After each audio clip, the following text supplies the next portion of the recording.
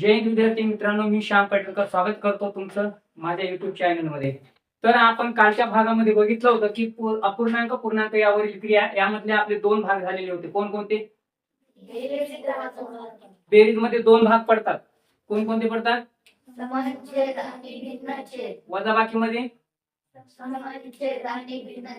मग आपल्याला तिसरा पॉइंट पाहायचा. आपला तिसरा पॉइंट काय? आपला जोरात बोलता, गुणाकार. मग आता अपूर्णांक आणि पूर्णांकाचा गुणाकार जर करायचा असेल त्याच्यामध्ये एक व्याख्या आहे आणि त्याची गणित त्याच्यावर दाखवायचं. मग अपूर्णांकाचा गुणाकार करताना अंशाचा गुणाकार अंशस्थानी व छेदाचा गुणाकार छेदस्थानी करावा. परत सांगा, अपूर्णांकाचा गुणाकार करताना अंशाचा गुणाकार अंशस्थानी व छेदाचा गुणाकार छेदस्थानी करावा.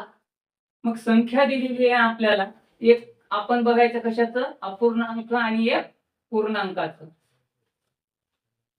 इथं दिले तुम्हाला 12/7 गुणिला 8/3. काय म्हणले? अंशाचा गुणाकार अंशस्थानी. काल सांगितलं होतं ही जी संख्या असती याला म्हणायचं अंश आणि खालची संख्या असती त्याला म्हणायचं छेद आणि जी साईडची संख्या असती त्याला म्हणायचं पूर्णांक. ठीक आहे. मग आता 12 × 96 आणि 7 × 1. आता 21च्या पाण्यामध्ये 96 आहेत का? 21 × 86 84. 21 × 84. 21 × 5 = 100. पुढं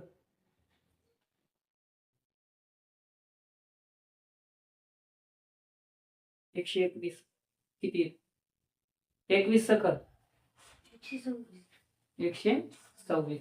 मग आता 96 पण नाही, पण दोन्हीला भाग जाणारी संख्या आहे का कोणती अशी जे 96 कटल आणि हे पण कटल? आहे का? नाही. त्या दोन्ही संख्या कटणारी एखादी संख्या आहे का? कोणती? 3. कितीवर चाललाय 3 ना? 3 त्रिक 9, 3 दोन्ही 6 आणि 7 त्रिक 21. 3 न कटली म्हणजे आपलं उत्तर किती आलं? 32/7. हे झालं आपलं अपूर्णांकाचं. आपल्याला बघायचं पूर्णांकाचं. 3.2/5 गुणिला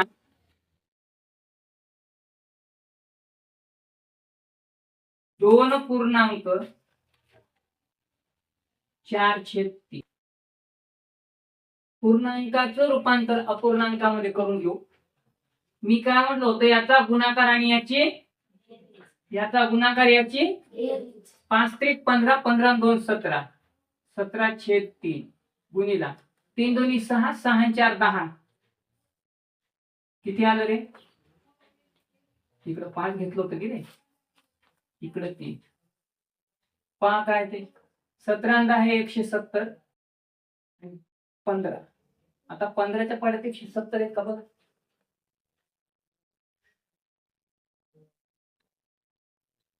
आहेत का? नाही. मग आता आपण याला जर 5 न भाग घातला तर जाईल का? कितीवर जाईल?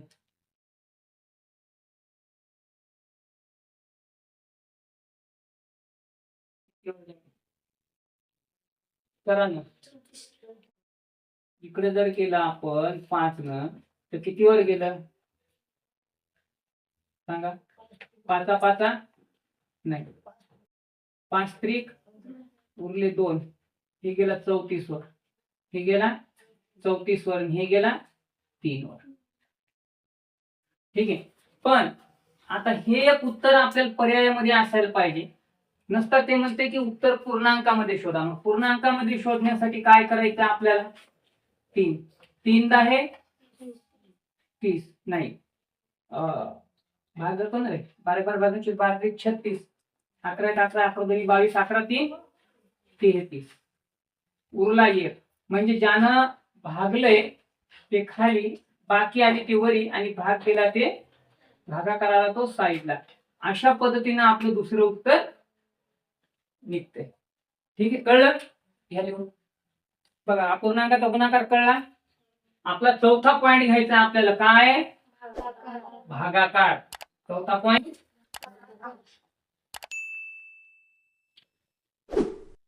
भागाकार. मग अपूर्णांकाचा भागाकार करताना दुसऱ्या संख्येचा व्यस्त गुणाकार करावा. पूर्ण सांगा. अपूर्णांकाचा भागाकार करताना दुसऱ्या संख्येचा व्यस्त गुणाकार करावा. अपूर्णांकाचा भागाकार करताना दुसऱ्या संख्येचा व्यस्त गुणाकार करावा. मग अपूर्णांकाचा भागाकार करताना दुसऱ्या संख्येचा जर व्यस्त गुणाकार करायचा तर एक गोष्ट सांगा, त्याच्यातली दुसरी संख्या कोणती असेल? 14/3. 14/3. इकडून बस, इकडे लिहू दे नंतर काय पटकन. आता विचारलं तर पुन्हा सांगता आलं पाहिजे. पाठीमागून नाही बसायचं, समोरून बसायचं. असं हे आली तरी चालत, टेकून नको बस. सगळा आवाज तुला देतो, काय टेन्शन नाही देतो. आता सांगा काय काय म्हणलंय आपण?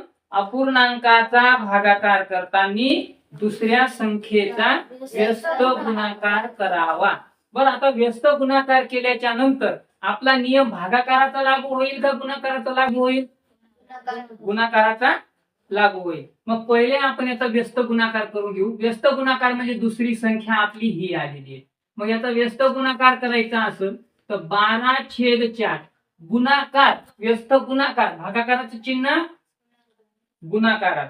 व्यस्त म्हणजे काय असते? खालची संख्या वरी, वरची संख्या खाली. वरी जाईल 3 आणि खाली येईल 14. आता प्रश्न बदलला. आता आलं भागाकाराचं रूपांतर आपण कशात केले? गुणाकारात केले. मग गुणाकाराचा नियम काय म्हणतो? अपूर्णांकाच्या अंशाचा गुणाकार अंशस्थानी, छेदाचा गुणाकार छेदस्थानी करावा.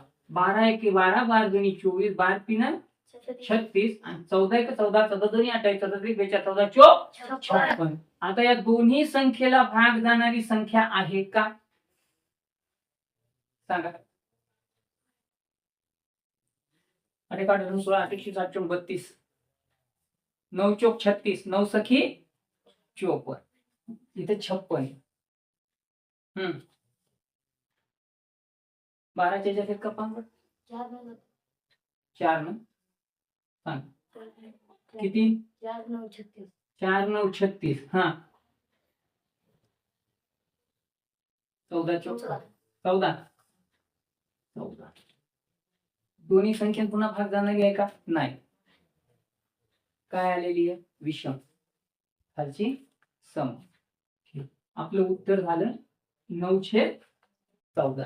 आता हा झाला आपण काय घेतलाय? अपूर्णांकाचा. मग पूर्णांकाचा भागाकार घेऊ आपण. 3.2/5 भागिले 4.3/2 है ना. पहिले आपण याला आपल्या अपूर्णांकात आणू. अपूर्णांकात आणण्यासाठी याचा गुणाकार याची बेरीज, याचा गुणाकार याची बेरीज. 5 त्रिक 15 2 17, 17/5 भागिले 4 2 8 आणि 3 11. आता आपला नियम काय म्हणतो? दुसरी संख्याचा व्यस्त गुणाकार करायचा. इथं दुसरी संख्या कोणती आली? ही आली. म्हणजेच काय येईल आता? 17/5 गुणाकाराचं भागाकाराचं रूपांतर गुणाकारात आणि 2 वरती 11 खाली करा. 17 × 17, 17 2 34 आणि 11 5 55. दोन्ही संख्या कटणारी संख्या नाही ना, उत्तर केलं. पण इथं प्रॉब्लेम कसा आला माहितीये का? ही संख्या मोठी झाली, ही झाली, आपल्याला एकच उत्तर भेटू शकते. ते पण भेटते, पण पॉइंट मध्ये शून्यामध्ये काढावं लागेल. शून्याचा भाग घातला तर काय उरले? काहीच उरले है ना. त्याच्यानं अशा पद्धतीनं आपण काय काय घेतले रे? बेरीज, वजाबाकी, गुणाकार आणि भागाकार. परीक्षेमध्ये वेगवेगळ्या पद्धतीने विचारतात. जसं की सुलोचनाबाईची 21 एकर शेती होती. किती? 21 एकर शेती होती. त्यापैकी 2/3 भागात गहू लावला. अशा पद्धतीचे जे प्रश्न विचारतात. मग तिची एकूण किती एकर, 21 एकर पैकी किती भागात गहू लावला, किंवा बाकीचं जे काही पीक घेतलं ते किती एकर मध्ये घेतलं, अशा पद्धतीच्या याच्यावर प्रश्न विचारल्या जातात. ते प्रश्न आपण घेणारच आहे. तर बेसिकच माहित नाही, बेसिकचा अर्थ असतो पाया. सोडवायचं कसं हे जर माहित नाही तर आपल्याला ते प्रश्न पुढे सोडवता येणार नाहीत. म्हणून पहिले आपण बेसिक पाहायचंय. आता याच्यामध्ये राहिले काय काय माहितीये का? दशांश अपूर्णांक, व्यवहारी अपूर्णांक. व्यवहारी अपूर्णांकाचे दशांश अपूर्णांकात आणि दशांश अपूर्णांकाचे व्यवहारी अपूर्णांकात, किंवा व्यवहारी अपूर्णांकाचे पूर्णांक, पूर्णांकयुक्त अपूर्णांकाचे हे 2 भाग आहेत. अपूर्णांकाचे पूर्णांकात, पूर्णांकाचे अपूर्णांकात हे सुद्धा आपल्या इथे घ्यायचं राहिलेलं आहे. सध्या हे लिहून घ्या. आता आपण दुसऱ्या याचा पॉइंट बघू, दशांश अपूर्णांक. मग दशांश अपूर्णांक, मग असे सांगितलं मी काय, दशांश अपूर्णांक वेगळा आणि दशांश चिन्ह वेगळं. मग दशांश चिन्ह मध्ये काय येतं, बेरीज, वजाबाकी, गुणाकार आणि भागाकार. ते दशांश चिन्ह वेगळं आहे आणि दशांश अपूर्णांक वेगळं आहे. मग दशांश अपूर्णांक जर घ्यायचा आहे,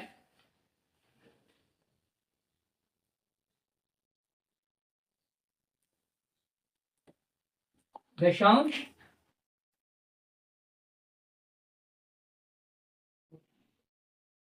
बघा, एक दशांश अपूर्णांकाची एक स्टेप आहे बघा, 1/10, 1/100, 1/1000.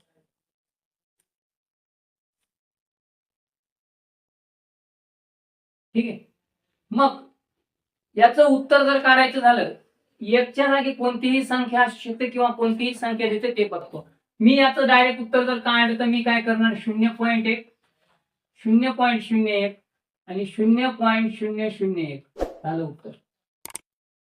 कसं आलं माहितीये का?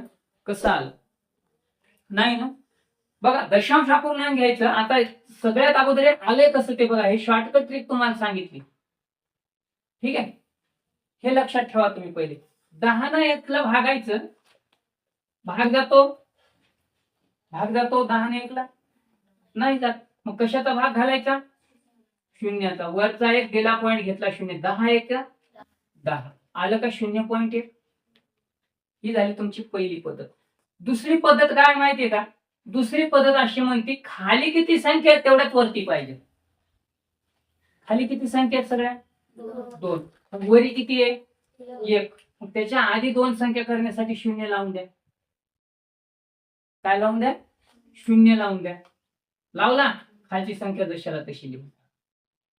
आता बघा, खाली 2 आणि वरी 2. वरची संख्याच्या समोर जशाला तशी लिहून टाका.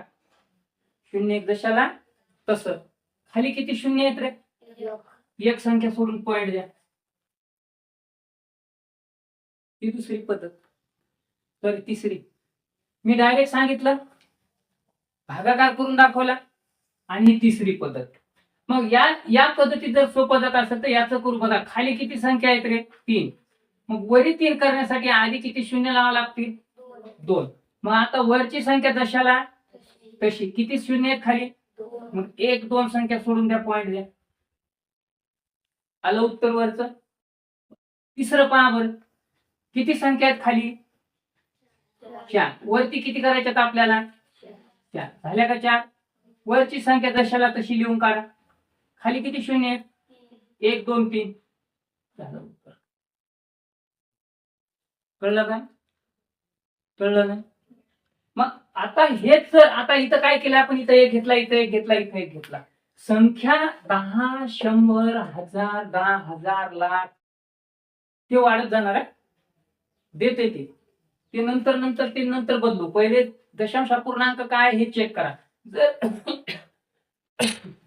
बघा, आपण 1 च्या जागी 4 घेतले, छेद 10 घेतले. ठीक आहे, त्याच्या जागी आपण 1 च्या जागी काय घ्यायचं तुम्ही सांगाल ते अंक. किती घेऊ? 5. खाली 100. चला इकडे सांगा किती घेऊ? 3. खाली किती? 1000. आता उत्तर काढणं का अवघड आहे का? काय करायचं होतं? दोन संख्या वाढवायच्या, पण मी काय म्हणणार आहे, आता 0 वरी जाणार आहे 0.4, 0.05 आणि इकडे येणार 0.003 रे. 5 इथं झालंय ना. संपलं उत्तर.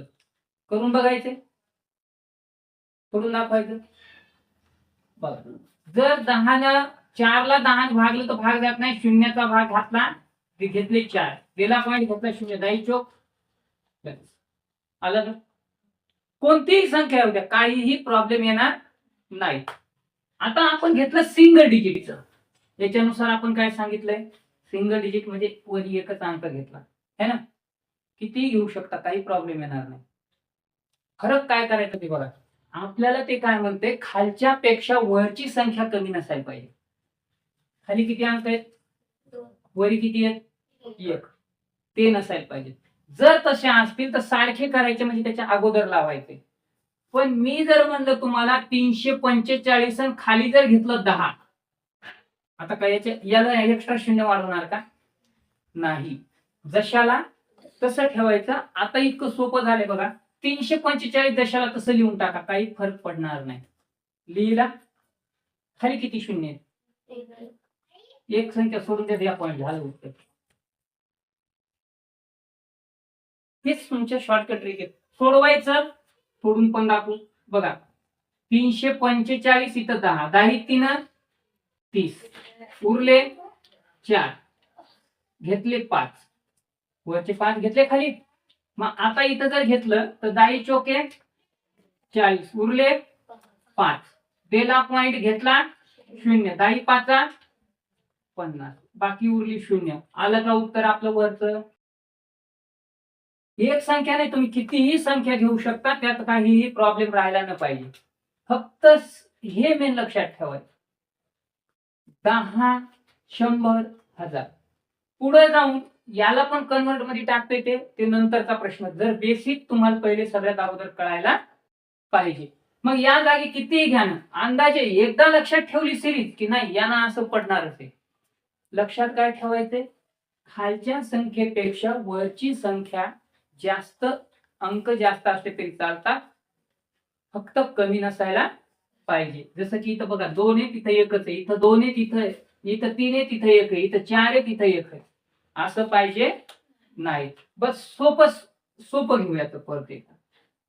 527/100, वरी 3 खाली 3, सारखं आहे, बदलायची गरज नाही. मग उत्तर लिहायची गरज काय आहे? डायरेक्ट 527 लिहा. किती 0 आहे? त्या 2 संख्या सोडून पॉईंट झालं उत्तर. कळलं का?